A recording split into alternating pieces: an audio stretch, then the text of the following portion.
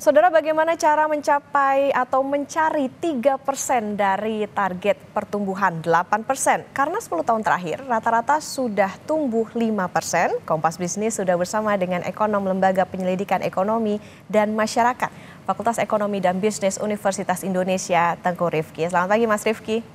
Pagi Mbak Putri, apa kabar? Baik, Mas Rifki, ini kan Kementerian Keuangan langsung koordinasinya dengan Presiden, tidak di bawah Kemenko Perekonomian lagi, tapi punya 3 wakil menteri. Apa pendapat Anda? Apakah proses mencapai target 8% bisa lebih lincah?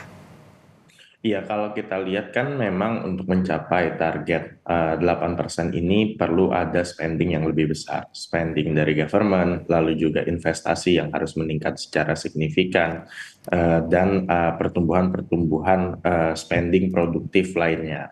Nah, ini salah satunya memang coba dicapai oleh pemerintahan berikutnya dari sisi Kementerian Keuangan. Karena kita tahu juga target lainnya dari pemerintah itu adalah meningkatkan tax ratio hingga 23%.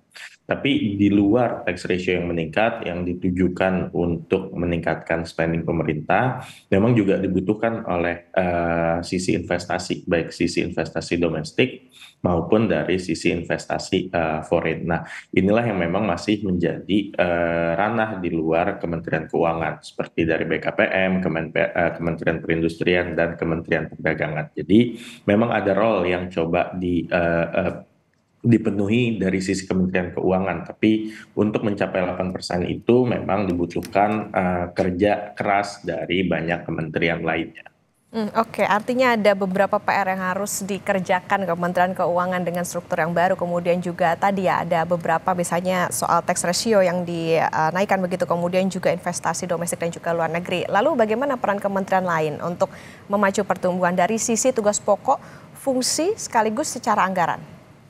Ya, saya rasa pertama mungkin yang menjadi isu utama adalah dari sektor perindustrian. Kita tahu dalam paling tidak 20 tahun terakhir itu kita mengalami perlambatan pertumbuhan sektor manufaktur atau industri. Nah, ini yang sering kita kenal dengan istilah deindustrialisasi prematur. Ini juga yang membuat kemudian terjadinya banyak PHK karena kemudian produktivitas sektor industri terus menurun. Jadi saya rasa memang kunci utamanya ini adalah di mendorong atau revitalisasi sektor-sektor industri dalam negeri. Nah, ini nampaknya memang kuncinya di Kementerian Perindustrian. Ini juga kemudian untuk mendorong tumbuhnya sektor manufaktur atau industri memang juga dibutuhkan investasi yang sangat besar. Nah, ini kemudian dari sisi BKPM juga menjadi salah satu kementerian lembaga terkait yang memang perannya akan cukup sentral dalam mendorong pertumbuhan ke 8% melalui jalur investasi. Oke, artinya meskipun Kemenku sekarang tidak di bawah Kemenko Perekonomian, tapi jangan lupakan bahwa kementerian lain juga punya tugas yang sama nih untuk menaikkan atau mencapai target dari pertumbuhan ekonomi 8% tadi. Oke, yang juga jadi sorotan Mas Rifki soal lapangan pekerjaan dan investasi tadi Mas Rifki juga sudah sebut. Ini jadi tantangan pertumbuhan ekonomi. Lalu bagaimana Indonesia menurunkan rasio investasi terhadap hasil atau incremental capital to output ratio? Iya, nilai ICOR kita yang tinggi ini kan sebetulnya refleksi dari kurang produktifnya nilai investasi yang masuk ke Indonesia, baik itu dari sisi domestik maupun dari luar negeri. Artinya memang banyak terjadi inefisiensi dalam melakukan investasi atau penanaman modal di Indonesia.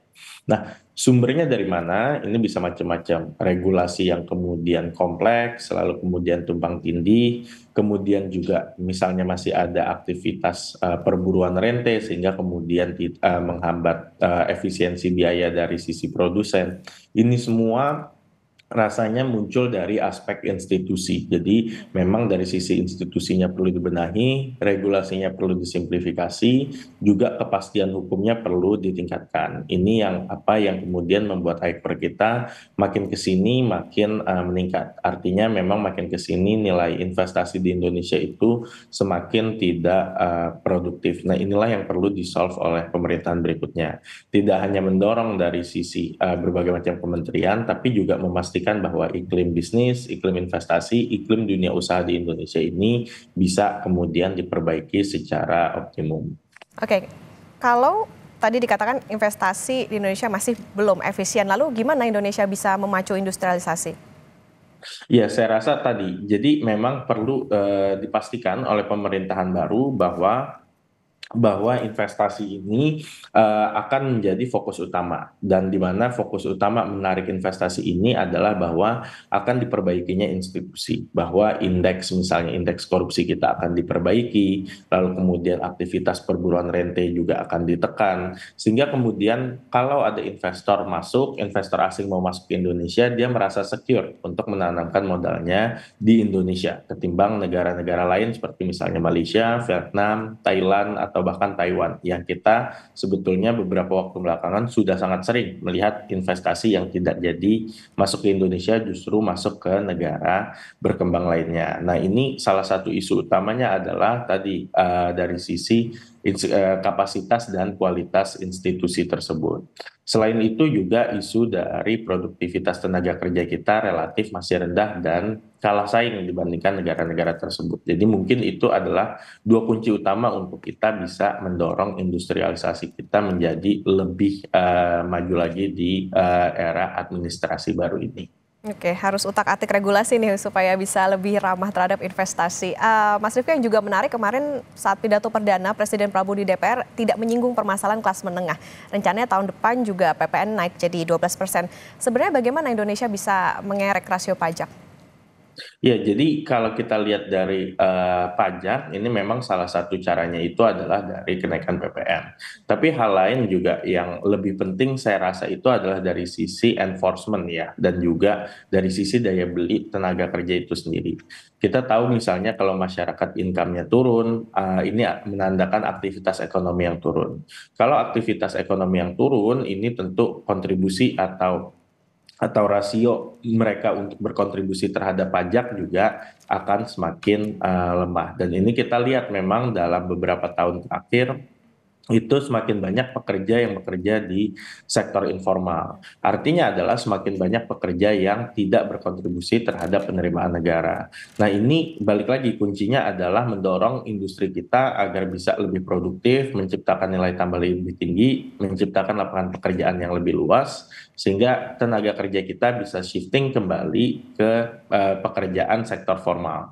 Kalau mereka bisa masuk ke pekerjaan sektor formal, ini tentu mereka akan bisa berkontribusi terhadap penerimaan negara yang lebih tinggi lagi. Jadi memang akan sulit kalau kita expect untuk meningkatkan penerimaan negara tanpa kemudian meningkatkan aktivitas perekonomian secara luas. Oke, artinya bukan cuman mengerek dari PPN-nya aja ya yang dinaikin untuk mengerek rasio pajak ini, tapi juga bagaimana aktivitas ekonomi dilihat secara keseluruhan, termasuk juga bagaimana tadi kelas menengah kerjanya apa sih gitu, karena kan tadi disebut soal banyak yang justru kerja di sektor informal.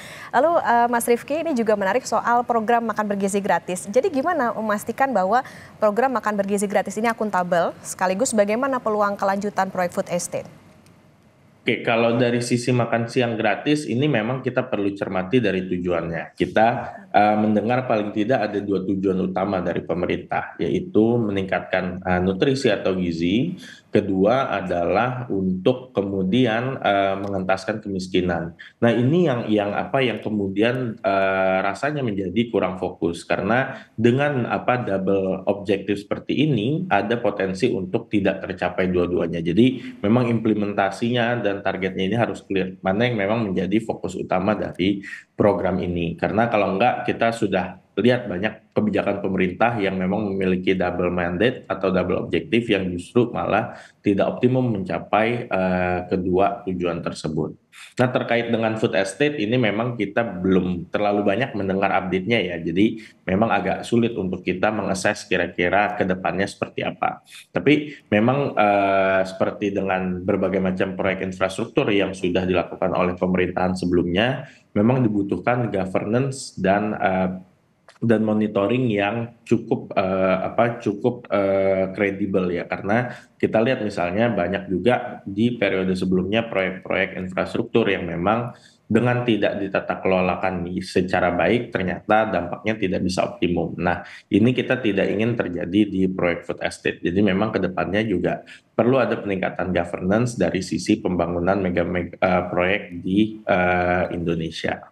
Oke, punya target ekonomi 8%, tapi lagi-lagi cita-citanya tidak hanya tercapai dengan menaikkan tax ratio, tapi juga itu tadi yang masih menaikkan, atau maksudnya utak-atik soal bagaimana iklim investasi, industrialisasi, kemudian juga perhatikan nasib kelas menengah tadi ya, soal bagaimana perputaran ekonomi dari kelas menengah ini juga bisa ikut berkontribusi pada pertumbuhan ekonomi. Terima kasih Ekonom Lembaga Penyelidikan Ekonomi dan Masyarakat FEB UI, Tengku Rifki, sudah bersama di Kompas Bisnis. Sehat selalu Mas Rifki. Sehat selalu Mbak, terima kasih.